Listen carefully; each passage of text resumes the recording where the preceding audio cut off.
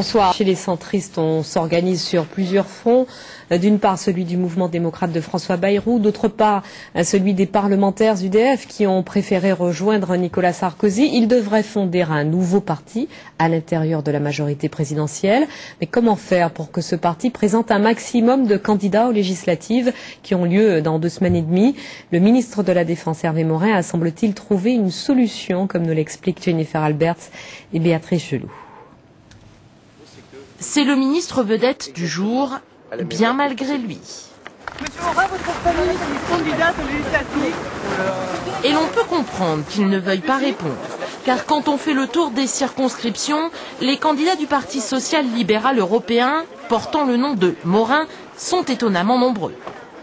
Lisa Morin, dans la 3e circonscription de Paris, Julien Morin, dans la 4e de Seine-Maritime, l'épouse du ministre de la Défense, Catherine Brousseau-Morin, dans les Hautes-Pyrénées, Philippe Morin, dans le Pas-de-Calais, Hervé Morin, lui, est candidat dans l'Eure, sans oublier son attaché de presse parachuté dans la Creuse, le chauffeur du ministre dans le Lot, et dans le Nord, une proche collaboratrice, Muriel Montero.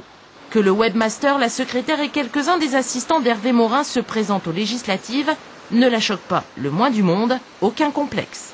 La guerre des centres semble ouvertement déclarée et apparemment tous les moyens sont bons.